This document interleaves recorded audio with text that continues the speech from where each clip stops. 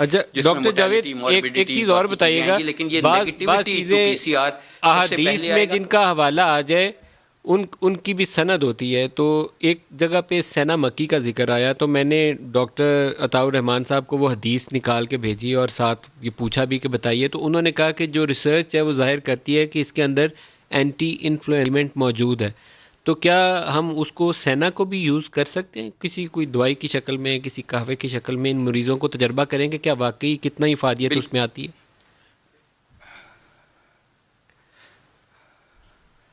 اچھا، اس میں ہم اس وقت ایک ٹرائل آن گوئنگ ہے، ہماری یونیورسٹی 29 ٹرائلز میں مبتلا ہے.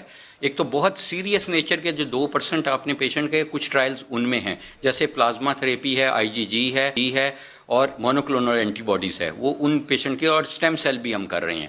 تو جو یہ آپ جن میں مائلڈ ٹو ماڈریٹ کیسز میں ہم اس میں ایک stevia is a active ingredient of kalonji black seed, اور اس کے کلونجی اگینسٹ سینا کا جو ایکٹیو انگریڈینٹ ہے اس کو ہم ٹرائی کر رہے ہیں. ایک تھرڈ گروپ ہے جو پلیسیبو ہے.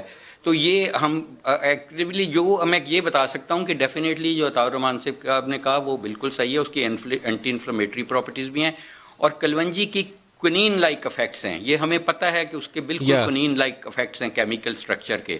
تو ہم ایکسپیکٹ کر رہے ہیں کہ ایکچولی اس کے اوپر ایک اسٹڈی کی گئی تھی دنیا میں، میڈیکل اسٹڈی ہے، جس میں کلونجی کے جو ایکسٹریکٹس ہیں وہ کلوروکوئن کے ساتھ ملیریا میں دیے گئے. تو وہ ملیریا کے مریضوں کی جو افادیت تھی کلوروکوئن کی وہ بہت زیادہ بڑھ گئی کلونجی کے کیس میں. تو میرے خیال میں آپ لوگوں کو یہ کرنا چاہیے، اچھے سے ریسرچ کرنی چاہیے اس پہ. افریقہ میں ایک لاسٹ کویسچن پوچھ لوں، ہم دو چیزیں کر رہے ہیں کہ ہم بلکہ حکومت نے کیا کہنا چاہیے، سپریم کورٹ نے ہماری کہا سب کچھ کھول دو، سب کچھ کھول دو، بڑے بڑے مالز بھی کھول دو، گڈیاں بھی چلاؤ، بسیں بھی چلاؤ، کوئی چیز بند نہیں کرو. تو is it a good strategy سارا کچھ کھول دیا جائے؟ دیکھیں ندیم، یہ ایک میڈیکل چیلنج ہے، ہیلتھ چیلنج ہے، اور بہت بڑا ہیلتھ چیلنج ہے، پینڈیمک ہے. تو یہ بھی کہا گیا کہ پینڈیمک پاکستان میں نہیں ہے. تو what does it mean? Pandemic means pandemic. Pakistan میں تو ہے یا نہیں ہے یہ تو ہمیں سب کو پتہ ہے. یہ ہم لاشیں اٹھا رہے ہیں، اور ہمیں آگے انفارچونیٹلی، جیسے آپ نے انٹرو میں کہا، شاید اس سے بہت زیادہ انفارچونیٹلی ہمیں لاشیں اٹھانی پڑیں. تو یہ تو ریئلٹی ہے. اور دوسرا، جہاں تک دیکھیں یہ کھولنا یا بند کرنا، یہ ایک سائنسدان کا فیصلہ ہونا چاہیے، یا پھر یہ فیصلہ ہونا چاہیے جیسے حکومت نے کیا کہ انہوں نے اونرشپ ٹرانسفر کر دی پبلک پہ، اور پبلک نے یہ اونرشپ لی نہیں. Unfortunately we are dealing with it such a sensitive and a very sir serious ایک لاسٹ کویسچن اگر میں آپ سے پوچھ لوں، اگر ہم بالکل سارا کچھ کھلا رکھتے ہیں اور اسی طریقے سے اگلے 4 ہفتے گزارتے ہیں، تو آپ کی پروجیکشنز کیا ظاہر کرتی ہیں کہ نمبر آف پیشنٹس اور number of deaths by 3rd week of June کیا نمبر آپ کو نظر آتا ہے؟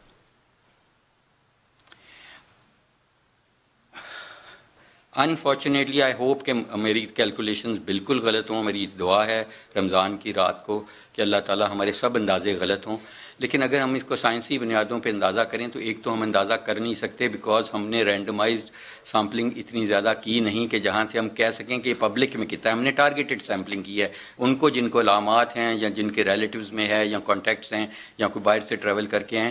جب تک ہمارے پاس لارج سیمپل سائز نہیں ہوگا اربن اور رورل کا، ہم یہ بتا سکتے ہیں کہ یہ جو اس کی ایکسلریٹ کر رہا ہے اس ریٹ کو ہم دیکھ سکتے ہیں کہ ٹرانسمیشن ریٹ بڑھتا جا رہا ہے. اور unfortunately we are looking at very very high number, جو کہ اس کو پوائنٹ آؤٹ کرنا مشکل ہے، مگر we are looking at a disaster coming on way.